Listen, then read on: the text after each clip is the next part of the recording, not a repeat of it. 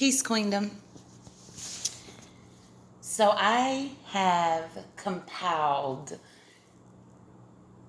a little small list to help whomever that need it, whoever is looking for the help.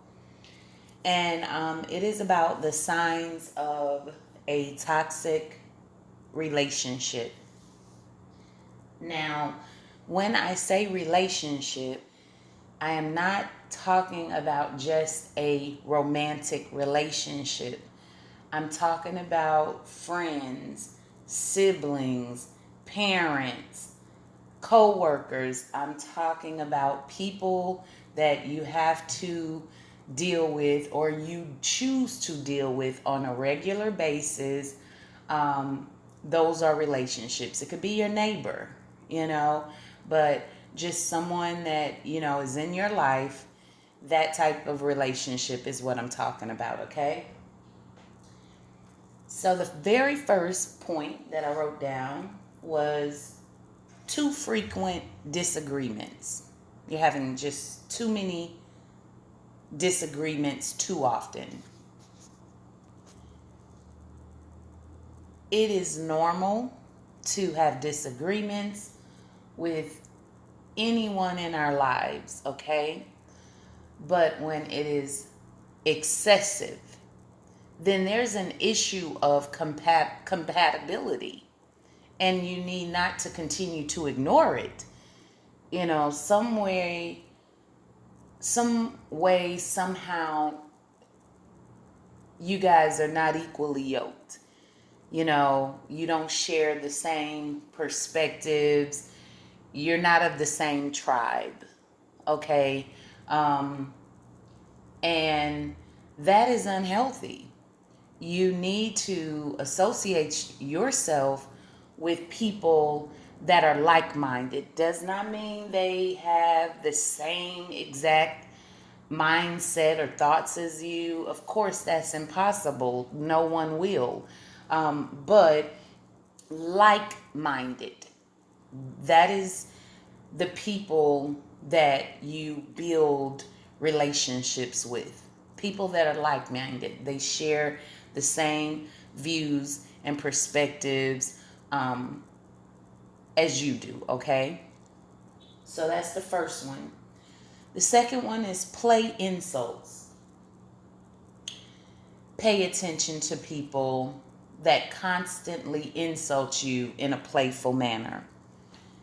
Some examples would be, you so stupid, you dumb as F. Girl, you know you dumb. With your ugly ass. Stuff like that. Pay attention to that. It's not healthy. It's not healthy. And if we are to level up in relationships in our life and we are to attract more quality people to us, we have to be careful how we let people treat us. We teach people how to treat us. We should know that at a certain age. Now, granted, you may have that girlfriend that says, "Bitch, let me tell you.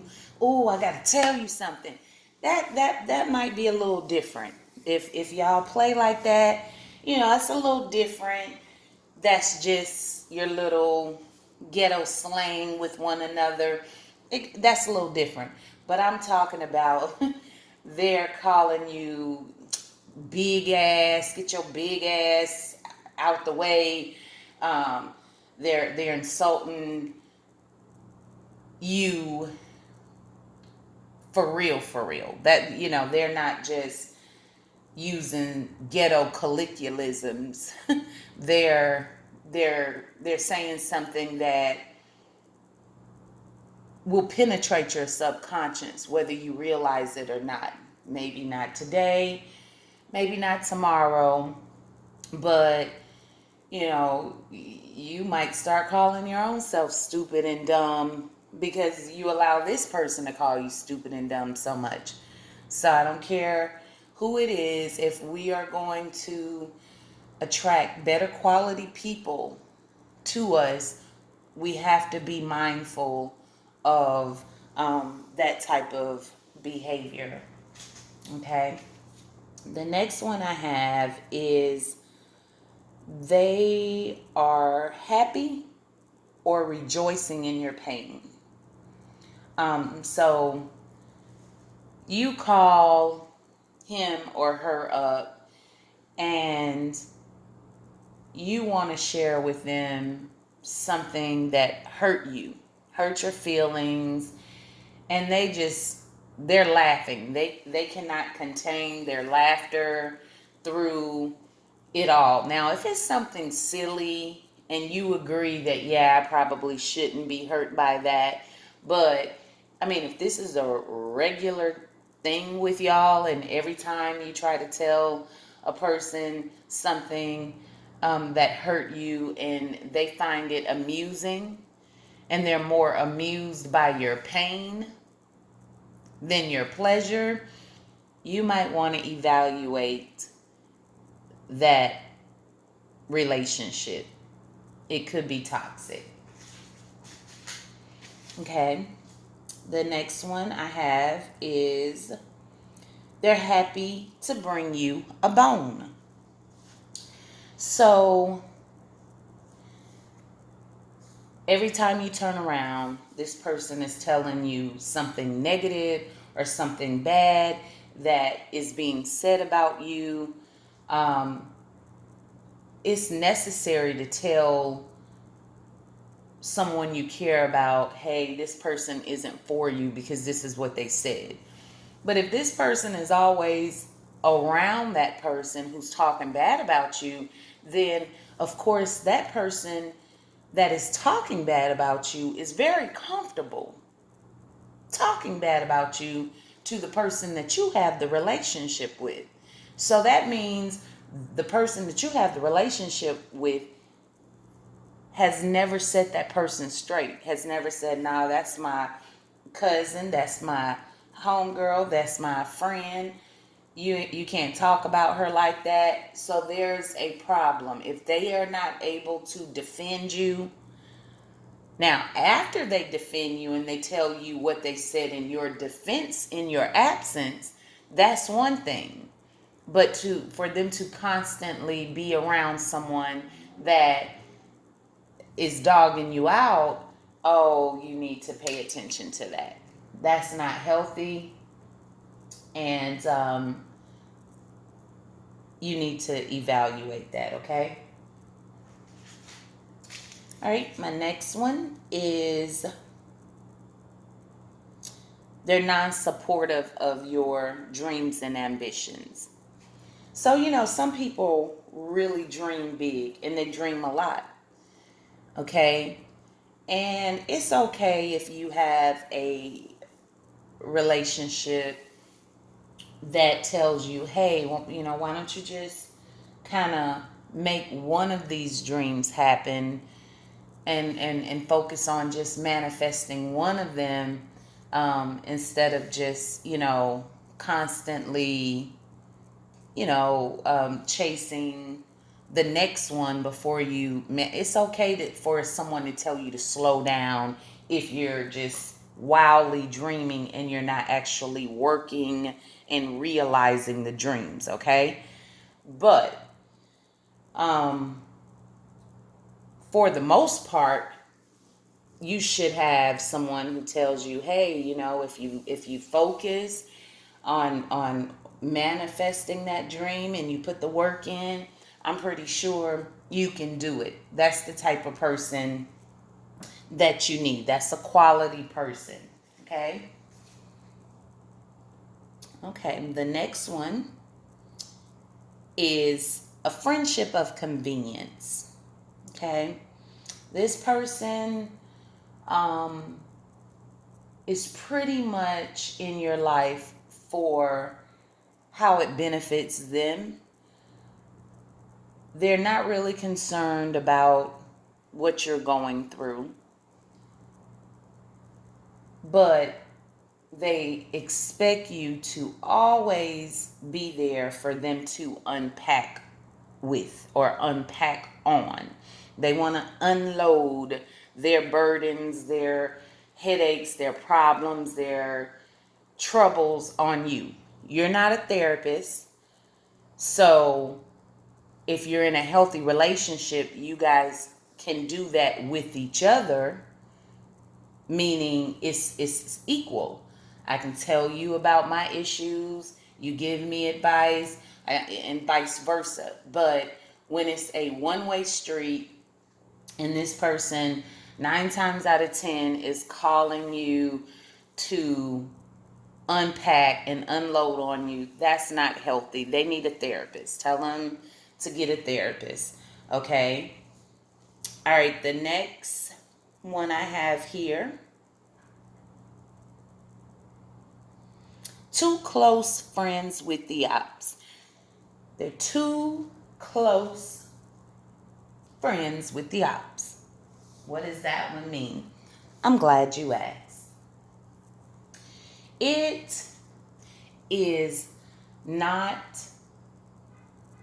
his, her, or your fault that you may share mutual relationships with people that